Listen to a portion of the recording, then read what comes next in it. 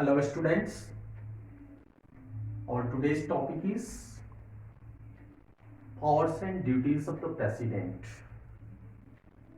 आज हम लोग इंडियन प्रेसिडेंट्स का पावर्स और ड्यूटीज और फंक्शंस के बारे में पढ़ेंगे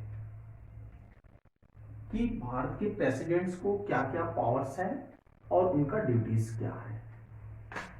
सबसे पहले there are different types of powers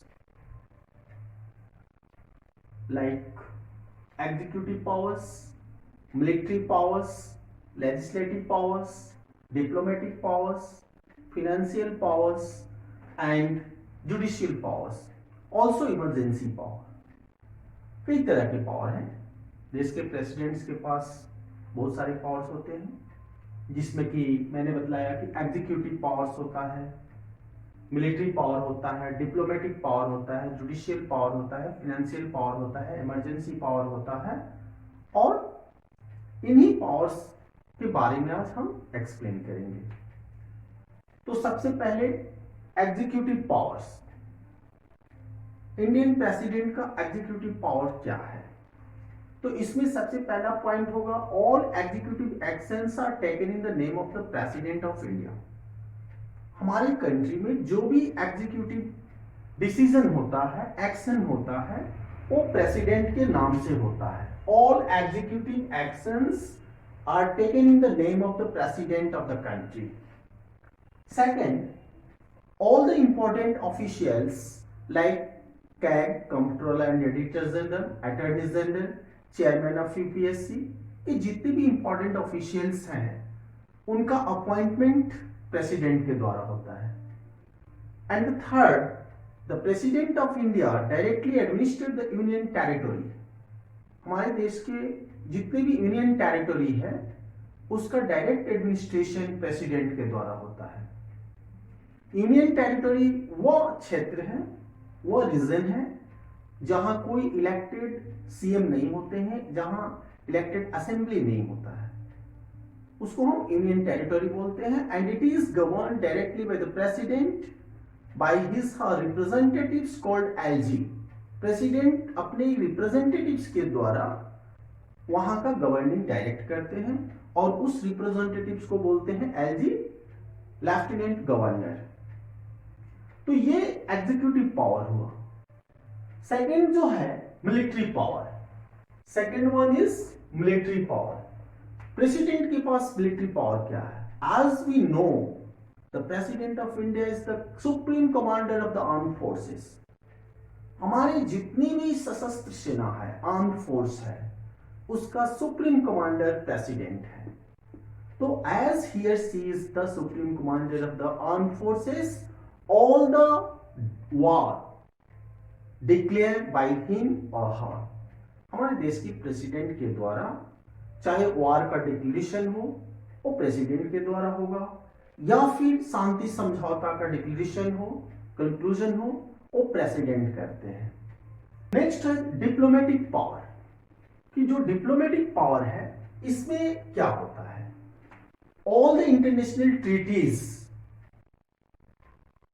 agreement concluded on behalf of the president. International level पर दुनिया के किसी भी देश के साथ अगर कोई समझौता होता है, अगर कोई एग्रीमेंट होता है, तो वो प्रेसिडेंट के बिहाफ से होगा। And it is known as the diplomatic power of the president of India. Next point is legislative power. Legislative power में प्रेसिडेंट का क्या क्या पावर है? First, president can summon, prorogue the house of the parliament and dissolve the LS, Lok Sabha. देश का president जो हमारे संसद का सत्र है उसको बुला सकते हैं, उसको रद्द कर सकते हैं, या जो लोकसभा है उसको भंग कर सकते हैं, डिसॉल्व कर सकते हैं। ये इनका लेजिस्लेटिव पावर है। समन, लोकसभा का सत्र बुलाना, स्थगित करना, और जरूरत पड़ने पर लोकसभा को डिसॉल्व करने का भी पावर इनके लेजिस्लेटिव पावर में आता है। Second point, President can address both the houses assembled together और हाउस लाइक राज्यसभा और लोकसभा। प्रेसिडेंट राज्यसभा में या लोकसभा में या फिर दोनों के कंबाइंड असेंबली को एड्रेस करते हैं, संबोधित करते हैं। ये इनका लेजिस्लेटिव पावर है। Third point, certain bill can introduce only on the recommendation of the president। कुछ ऐसे बिल हैं जिसको प्रेसिडेंट के रिकमेंडेशन के बाद ही इंट्रोड्यूस किया जाता है, अर्थात such bills are recommended by the president like money bill। Certain bill can introduce only on the recommendation of the president। कुछ ऐसे बिल हैं जो प्रेसिडेंट के रिकमेंडेशन के बाद ही इशू किए जाते हैं, इंट्रोड्यूस किए जाते हैं। फोर्थ जो लेजिस्लेटिव पावर है, president has legislative power to nominate 12 MPs in the Rajya Sabha. Rajya Sabha के 12 जो एमपी होते हैं वो प्रेसिडेंट के द्वारा नॉमिनेटेड होते हैं, and those persons are among person having special knowledge in different field।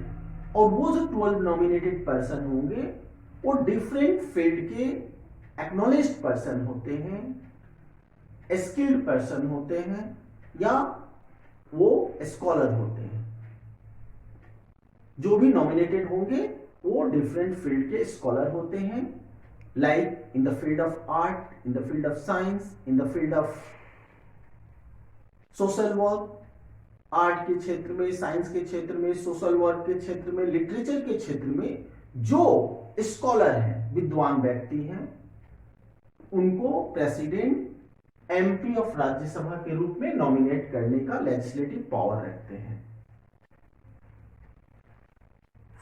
Next point, fifth point is president assent essential for a bill to become act. President assent is essential for a bill to become an act। जो भी bill पेश होता है लोकसभा में उस पर president का accent मिलने के बाद ही वो एक्ट बनता है। कोई भी बिल इंट्रोड्यूस हुआ हाउस में, बोथ ऑफ द हाउस उसको पास किया, उसके बाद वो प्रेसिडेंट के पास भेजा जाता है और प्रेसिडेंट उस बिल पर जब साइन करते हैं तब जाकर के वो बिल एक्ट बनता है, अदरवाइज वो एक्ट नहीं होगा। तो ये इनका लेजिस्लेटिव पावर है कि जितने भी बिल हैं उसको साइन करते हैं, उसके बाद ही वो एक्ट बनता है। तो this are the points in legislative power of a president. Next one is the financial power. Indian president को क्या क्या फाइनेंशियल पावर है? First financial power is budget laid before parliament in his her name. हमारे देश का जो budget पेश किया जाता है पार्लियामेंट में वो प्रेसिडेंट के नाम से ही पेश किया जाता है। तो ये इनका फाइनेंशियल पावर हुआ। सेकेंड फाइनेंशियल पावर है money bill introduced only on his recommendation. कि जो मनी बिल होता है वो सिर्फ प्रेसिडेंट के रिकमेंडेशन से ही इंट्रोड्यूस होता है। सेकेंड फाइनेंशियल पावर हुआ। थर्ड फाइनेंशियल पावर है appoints finance commissioner for every 5 years। The president of India has the power to appoint a finance commissioner for every 5 years। जो हमारे देश के प्रेसिडेंट हैं उनको हर 5 साल के लिए, हर 5 साल में फाइनेंस कमिश्नर अपॉइंट करने का फाइनेंशियल पावर है। Next one is the judicial power. हमारे प्रेसिडेंट को, इंडियन प्रेसिडेंट को जुडिशियल पावर में क्या क्या पावर है? First, grant pardon, remission of punishment और कम्यूट सेंटेंस। हमारे देश के प्रेसिडेंट के पास एक जुडिशियल पावर है कि वो किसी को क्षमादान दे सकते हैं, पनिशमेंट को कम कर सकते हैं या पनिशमेंट को, सेंटेंस को, सजा को खत्म कर सकते हैं। सेकेंड जुडिशियल पावर है he or she can pardon death sentence। जो हमारे देश के प्रेसिडेंट हैं अगर किसी को डेथ सेंटेंस, मौत की सजा है तो उसको क्षमादान दे सकते हैं। ये सेकंड जुडिशियल पावर हुआ। थर्ड जुडिशियल पावर है any court can not interfere with his her decision, कि प्रेसिडेंट का जो डिसीजन होगा उस डिसीजन में कोई भी court, even the supreme court, किसी तरह का इंटरफेयर नहीं कर सकती। And the last one that is the emergency power.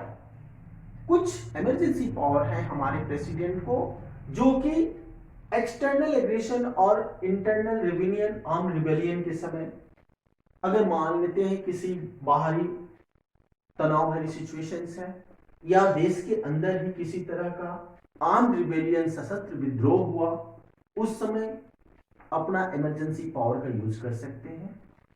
Second emergency power जो होता है breakdown of constitutional machinery in A state. अगर किसी स्टेट में कॉन्स्टिट्यूशनल मशीनरी ब्रेकडाउन होती है, संवैधानिक